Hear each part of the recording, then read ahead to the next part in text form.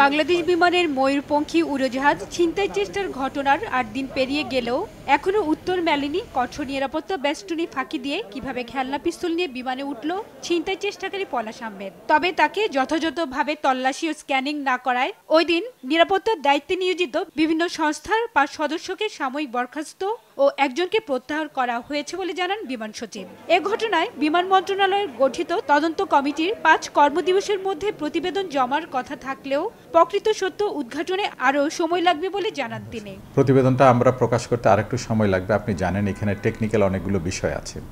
শুধুমাত্র আমাদের হযরত শাহজালাল যে এয়ারপোর্ট আছে এখানে যারা জড়িত তাদের সাক্ষাৎকার নিলে হবে না, এটা চট্টগ্রামে যেতে হবে।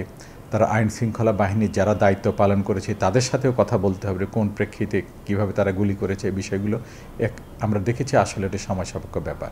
আমি যতটুকু জেনেছি তারা আরও আমাদের কাছে ৭ দিন সময় চেয়েছে, ৭ কর্মদিবস তদন্তের জন্য। প্রাথমিক তদন্তের প্রেক্ষিতে আমরা কিছু কর্মচারীকে আমরা চাকরি থেকে সাময়িক বরখাস্ত করেছি, যারা বডি সার্চের সাথে জড়িত ছিল, যারা স্ক্যানিং মেশিন যাদের দেখার দায়িত্ব ছিল, যারা সুপারভাইজের দায়িত্ব ছিল, এগুলো আমরা তাদেরকে সাময়িক বরখাস্ত করেছি।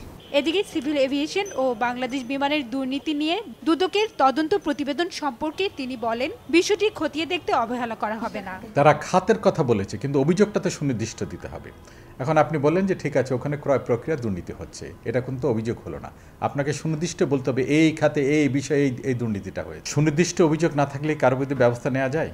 তারপরও দুদকের যে আমাদেরকে যে দিয়েছে সেটাকে আমরা অবহেলা করছি না, আমরা টোটালটা বিষয়টা আমরা খতিয়ে দেব। রোববার বাংলাদেশ বিমান ও সিভিল এভিয়েশনের ১৯টি খাতে দুর্নীতির তথ্য তুলে ধরে বিমান প্রতিমন্ত্রীর হাতে একটি প্রতিবেদন দেয় দুদক। হাজারী শিউলি, সময় সংবাদ, ঢাকা।